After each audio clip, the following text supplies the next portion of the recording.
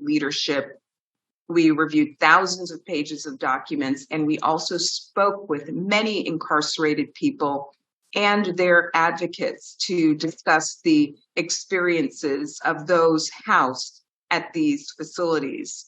We have already shared this report with Mississippi officials, and as is our long-standing practice in correction matters, our report not only explains our conclusions and rationale, but also identifies measures needed to bring about critical changes.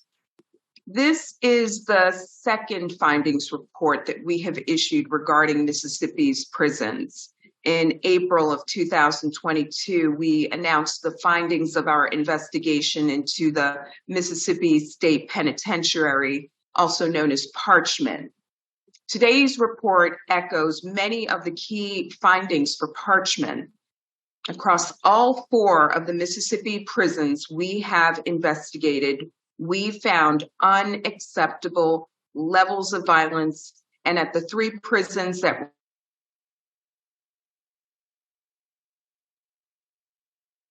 confinement for prolonged periods under dangerous conditions. The constitutional violence are systemic and long-standing. And I want to highlight a few key aspects of today's report. First, violence is pervasive at all 3 facilities. During one period, Central Mississippi averaged 1 assault or fight between incarcerated people every other day. Violence extends to the restrictive housing units where people are locked down in their cells 23 or more hours per day. We heard gangs described as, quote, a government, end quote, within the prisons. And in many ways, this accurately described their influence. Gangs control multiple aspects of day-to-day life, including access to phones, showers, and bed assignments, and they control the contraband trade. We found that gangs exert pressures on staff working in the prisons, with some staff even joining in trafficking of contraband. All 3 facilities are severely understaffed. In fact, vacancy rates range from 30 to 50%. Short staffing is long-standing and it is dangerous. Large housing units with hundreds of people go unsupervised for extended periods, leaving those people vulnerable to attack and an emergency response that is often tardy and ineffective. We learned about one incident where poor door security and lack of supervision allowed multiple incarcerated men to enter and engaged in sexual activity for an extended period. Although the sexual activity was reportedly consensual, the other women in the unit felt unsafe and were at risk of harm. At Wilkinson, an incarcerated person died from an altercation with a cellmate that involved a 12-inch metal shank. No staff were supervising that unit the night of the incident, and officers failed to conduct any rounds to count the inmates.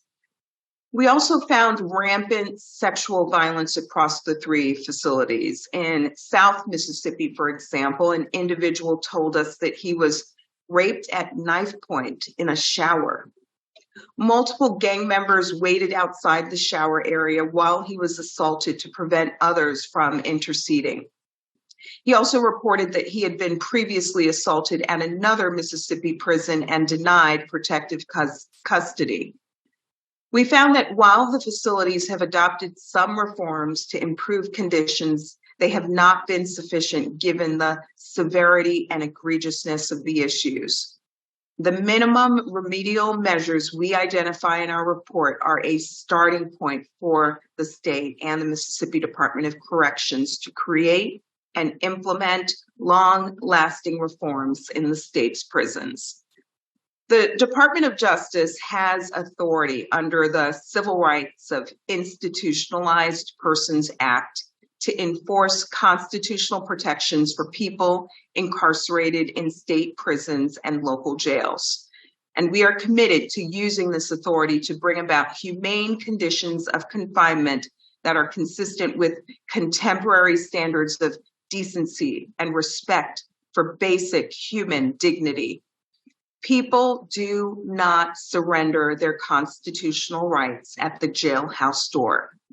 Every state is constitutionally obligated to protect the people it incarcerates from known, pervasive, and unchecked violence, and to house people in conditions that do not pose a serious risk of physical and psychological harm.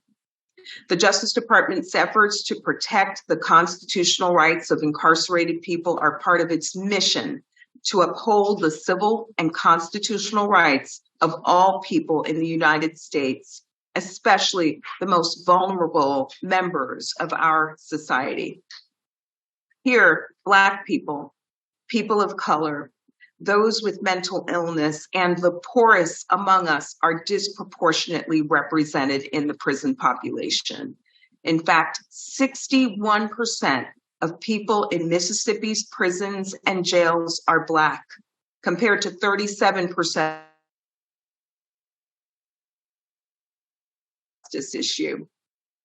Addressing unconstitutional conditions inside jails and prisons is one of our highest priorities. Currently, the department is enforcing 14 settlements concerning conditions in adult jails and prisons, including 10 consent decrees. In addition, we're suing the state of Alabama over the constitutionality of conditions in prisons for men.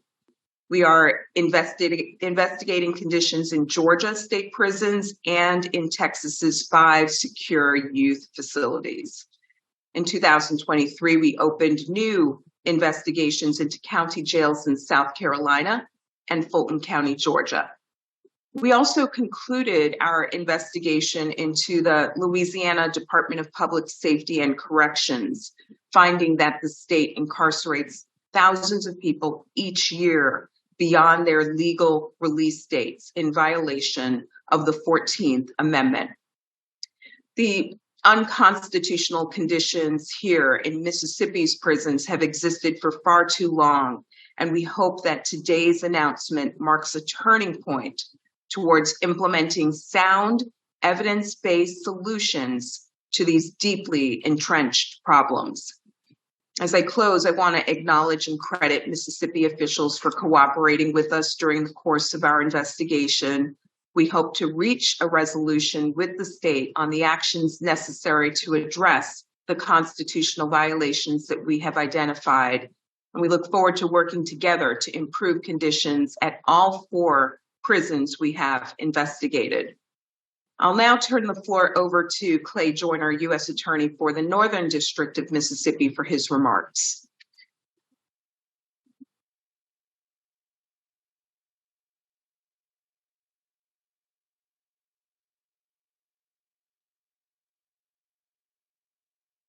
Clay, we can't hear you, Mr. Joyner.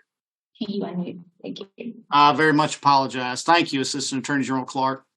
Today's findings report is the result of a 4-year investigation conducted by the Civil Rights Division of the Department of Justice in coordination with U.S. Attorney's offices for the Northern and Southern Districts of Mississippi. I would like to thank everyone involved, from those in Washington, D.C., Jackson, and Oxford, to our experts for this extensive investigation. The mission of the Department of Justice is to uphold the rule of law, to keep our country safe, and to protect civil rights. And protecting civil rights includes all persons guaranteed protection under the Constitution, including those who are incarcerated. We all know we need prisons, but today's report illustrates how systemic deficiencies and chronic underfunding of MDOC prison facilities can compound each other and amount to constitutional violations. We have a responsibility to ensure that federal, state, and local prison and jail conditions pass constitutional muster. And today marks an important step towards remedying those conditions that fall short of that benchmark. I also want to thank the Mississippi officials who have been instrumental in their cooperation from the outset of this investigation, and we are confident our positive relationship with MDOC officials will drive today's momentum towards meaningful reform. And at this point, I would like to turn it over to my colleague, Todd G., the U.S. Attorney for the Southern District of Mississippi. Thank you, Assistant Attorney General Clark and United States Attorney Joyner. I would like to thank all the Department of Justice personnel that helped bring this report to fruition, including those from the Civil Rights Division and the United States Attorney's offices for the Northern and Southern Districts of Mississippi. The report we are releasing today demonstrates that MDOC has failed to provide inmates in 3 prisons with a basic constitutional right, a safe environment in which to pay their debt to society. In particular, the gang violence and domination we discovered during our investigation is unacceptable. It should be corrections officers running prisons, not gangs. We all have an interest in Mississippi's prisons being safer. Most of the individuals incarcerated at these and other MDOC facilities will be released from custody at some point and returned to our community. When inmates at these prisons are forced to join gangs and engage in violence in order to survive, they bring that violent culture with them when they are released.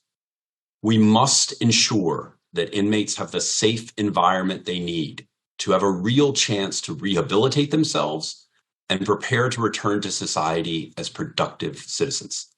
The Department of Justice report makes thorough recommendations on how MDOC can achieve that goal. I want to thank MDOC for its cooperation thus far in this investigation. I look forward to continuing to work with MDOC as it considers the constitutional changes that are necessary for improving its facilities. Thank you. Thank you. We will now take a few questions. If you would like to ask a question, please use the raise your hand function in Zoom.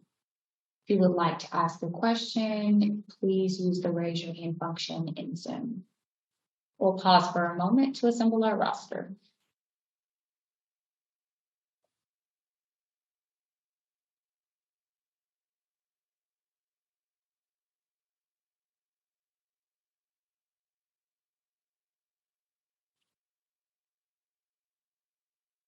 Our first question, Jonathan Allen, you can now unmute. Hi all, thanks for this. Can you hear me okay? Yes. I wanted to ask if you are aware of any actions taken since the release of your very similar findings about 2 years ago at Parchment. So I wanted to ask if you're aware of any steps taken by MDOC since then, and what you make of those steps. We are aware of preliminary steps that the state has taken to address these issues, but as laid out in great detail in the report that we are issuing today, the problems are severe, egregious, and longstanding. We look forward to working with the state to institute comprehensive evidence-based reforms that will help to address the issues at Parchment and the other 3 facilities that were a part of this investigation. Great. Daniel Lathrop, you're next. You can unmute. Hi. Yeah. What specific actions other than issuing a report is DOJ taking or considering at this point? We look forward to working with the state to institute comprehensive reforms to address the systemic issues that we have identified. We ultimately hope to institute these reforms by way of a consent decree that will include some period of monitoring to ensure that those reforms are instituted effectively.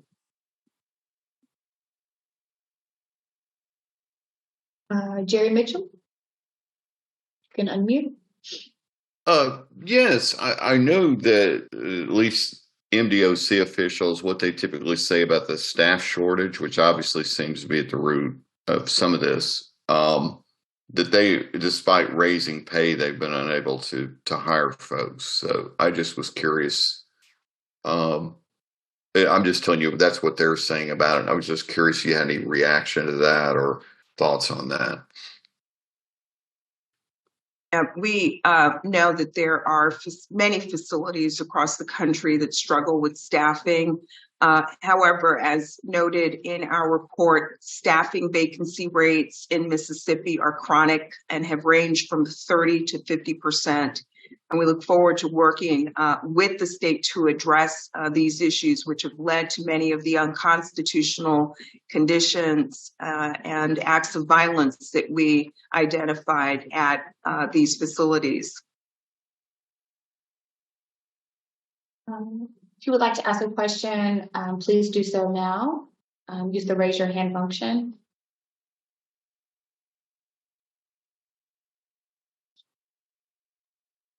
Okay, well, that concludes our press conference for today. Thank you so much for joining. We will have our press release out shortly.